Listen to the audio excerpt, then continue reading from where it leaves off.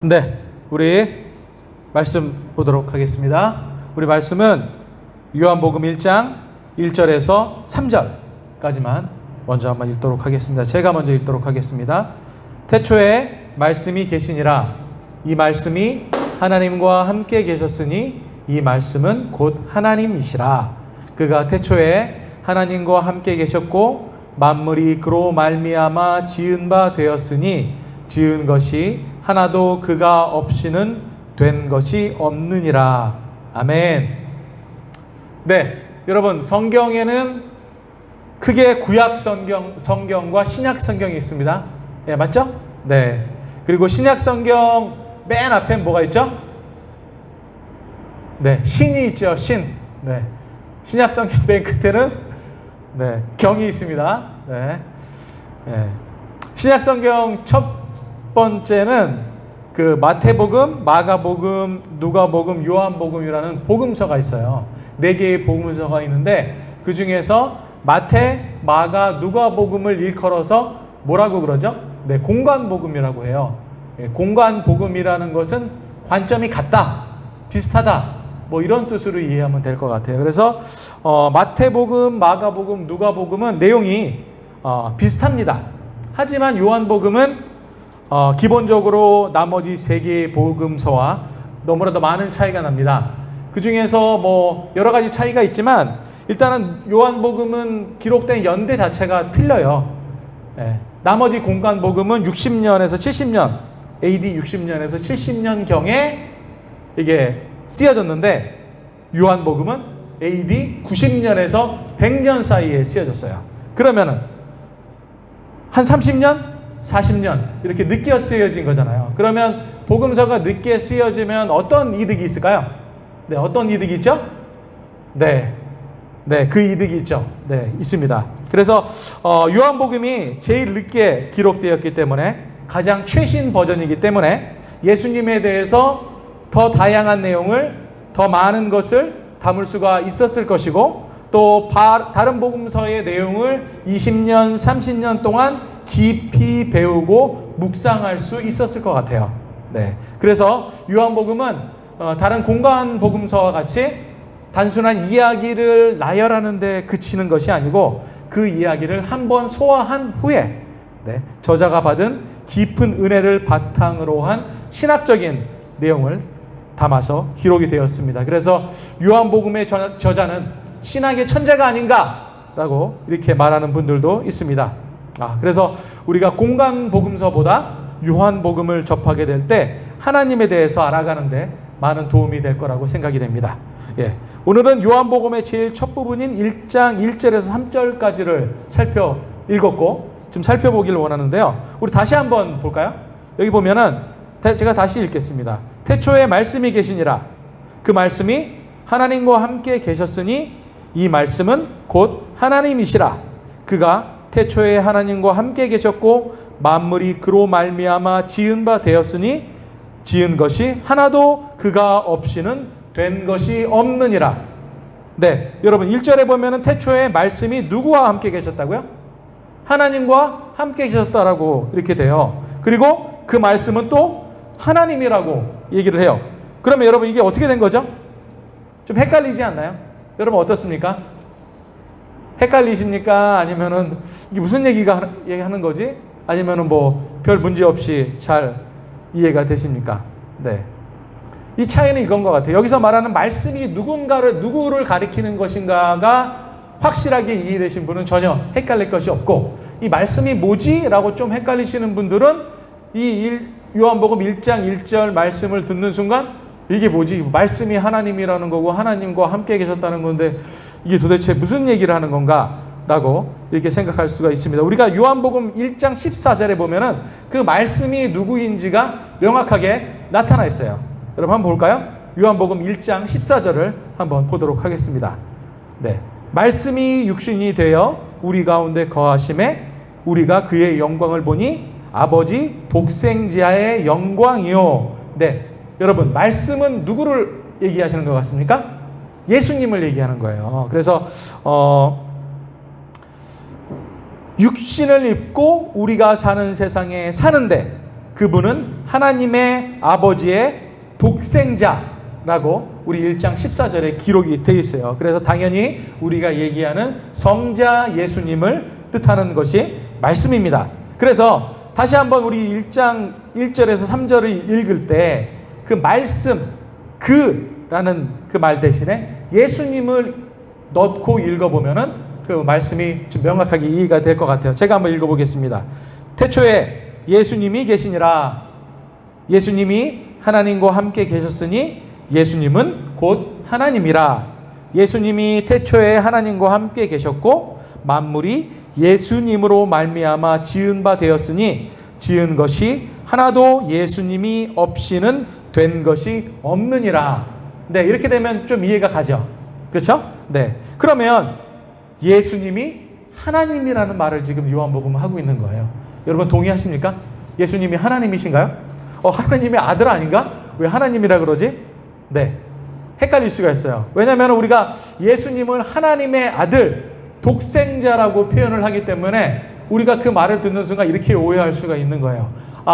하나님은 아버지, 예수님은 아들이기 때문에 아들이신 예수님은 하나님보다 조금 능력이 못 미치는 거 아닌가? 등급으로 굳이 따지자면 하나님의 아래 등급이신 분이 아닌가라고 생각을 할 수가 있어요? 네. 여러분 혹시 그렇게 생각하시는 분 있었나요? 네. 또 한 가지는 또 이게 있어요. 아들은 아버지, 어머니가 나야지 아들이 존재하는 거잖아요. 그러면 예수님도 하나님이 낳기 전까지는 존재하지 않으셨던 때가 있는 것이네? 라고 생각을 할 수가 있어요. 그러면 우리가 하나님은 영원하신다라고 얘기를 하는데 예수님은 영원한 분이 될 수가 없는 거죠. 왜? 존재하지 않았던 때가 있기 때문에. 네. 만약에 여러분 그렇게 지금 얘기했던 그 두 가지 오해를 가지고 있다고 얘기한다면 여러분은 기독교 교리에 맞지 않는 생각을 가지고 계신 거예요. 네.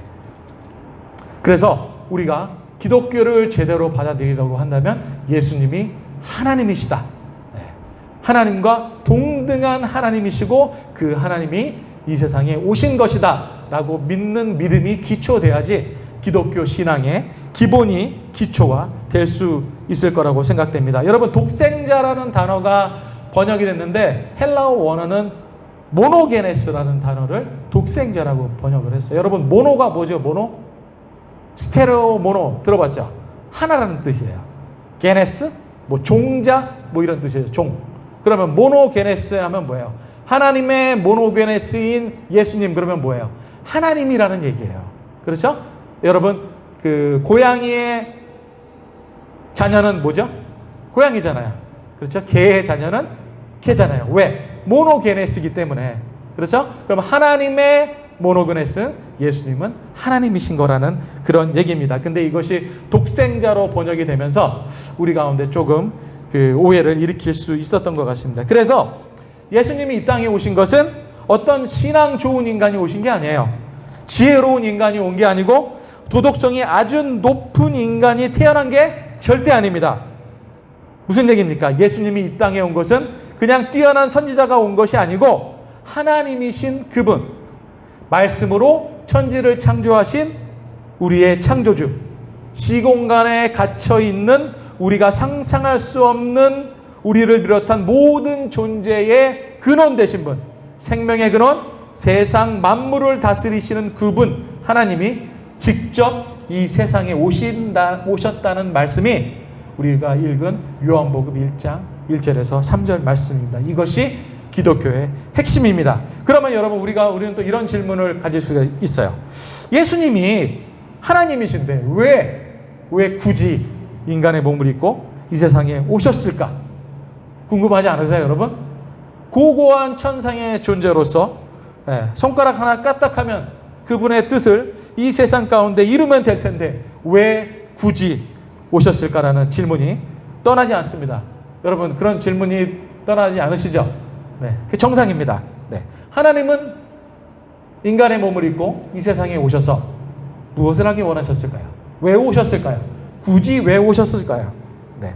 여러분 하나님이 인간이 된다는 거 상상하실 수 있나요?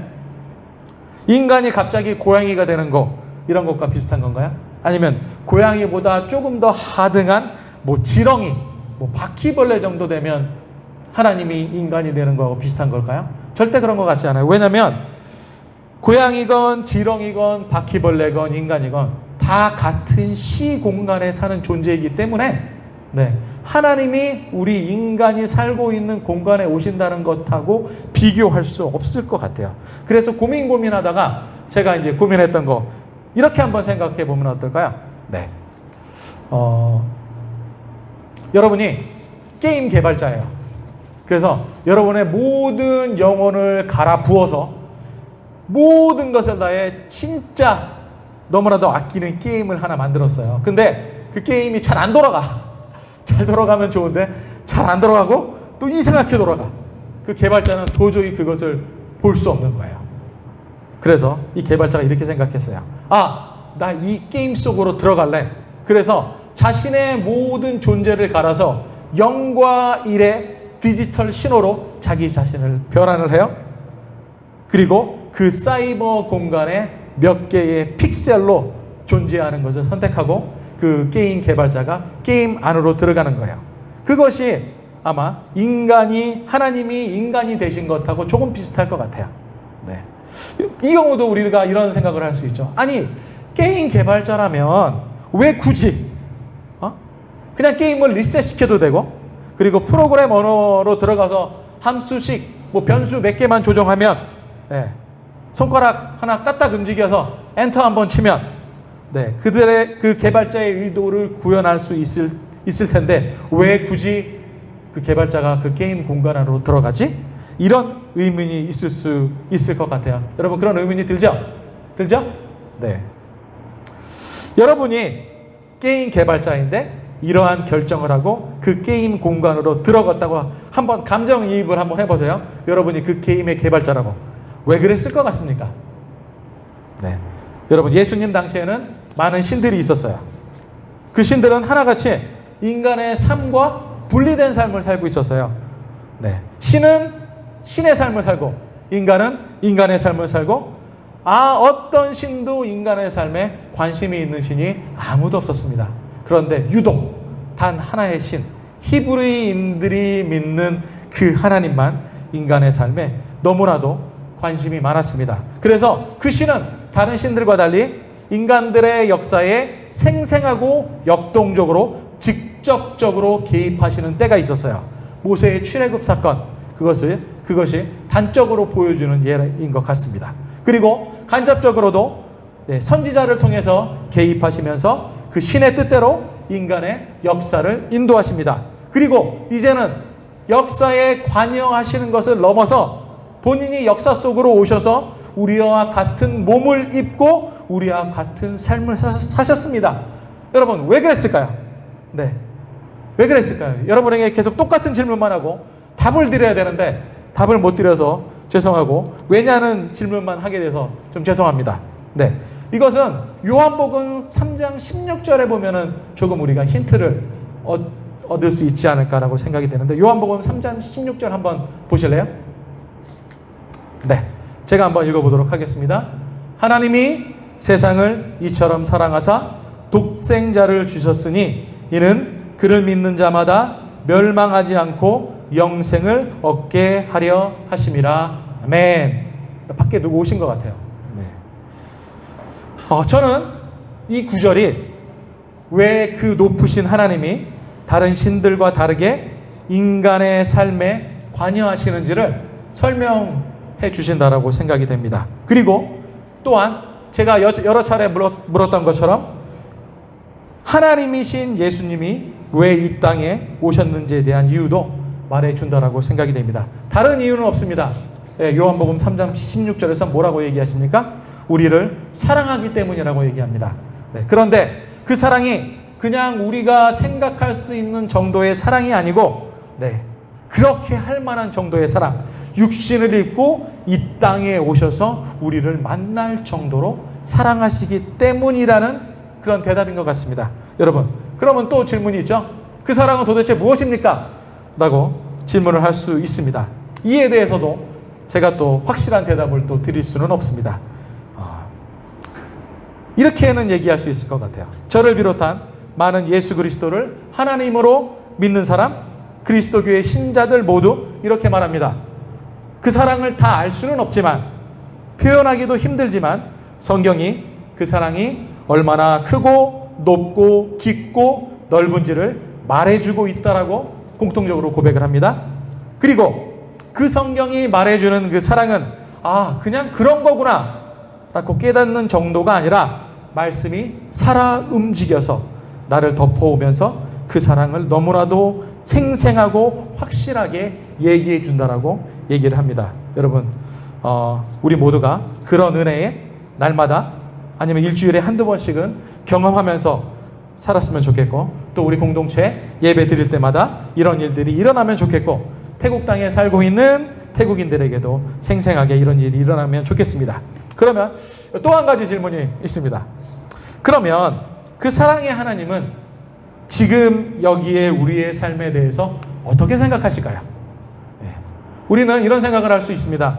어쩌다가 고향을 떠나서 방콕 땅에 살고 있어요. 좀 내던져진 것 같은 생각도 들 때가 있습니다.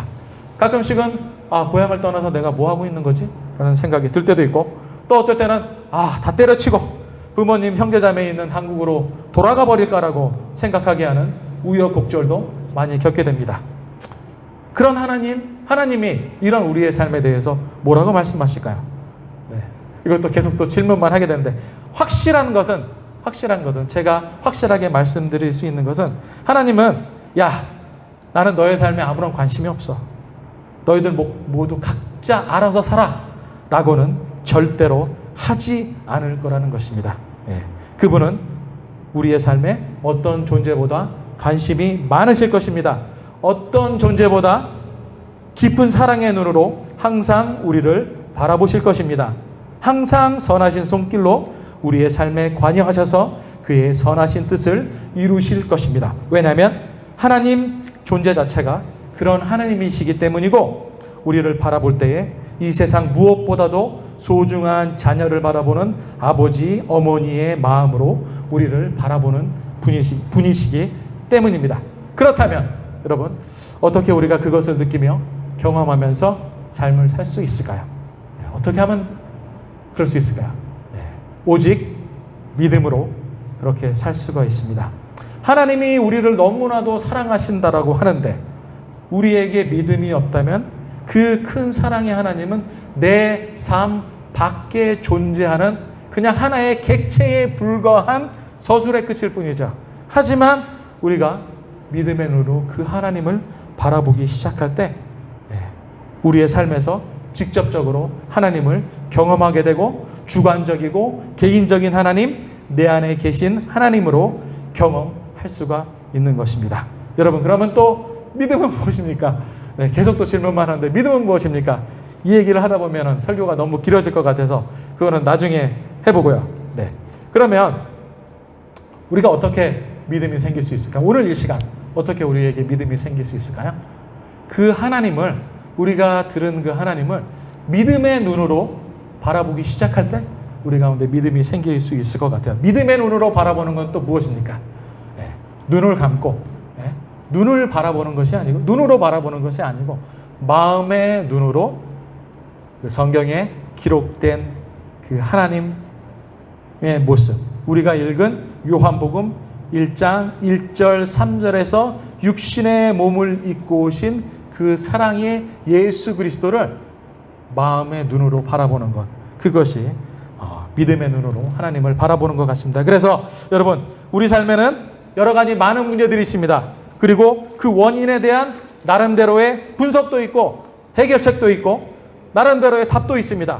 그리고 그 가운데는 너무나도 불가항력적인 것들이 있어서 그것을 생각할 때마다 우리를 우울하고 절망적으로 만드는 것도 있습니다. 하지만 성경은 우리에게 얘기해 주는 답은, 우리의 인생의 문제는 하나님의 그 사랑의 깊이, 길이, 높이, 넓이를 모르기 때문이고, 인생의 모든 것에 대한 확실한 답도 그 안에 있다고 오늘 읽은 요한복음 1장 1절 3절은 그렇게 얘기해 주는 것 같습니다. 그래서 여러분, 우리 같이 기도하기를 원합니다. 우리 기도할 때 마음의 눈으로, 눈을 감고 마음의 눈으로, 믿음의 눈으로 우리 가운데 육신을 입고 오실 수밖에 없을 정도로 우리를 사랑하신 그 예수 그리스도를 생각하면서 우리의 삶을 좀 가지고 나갔으면 좋겠어요. 우리의 삶 가운데 어려운 부분들, 이해가지 않는 고난들, 앞으로의 막막함들 가지고 우리 하나님께 나가면서 하나님, 저의 삶 가운데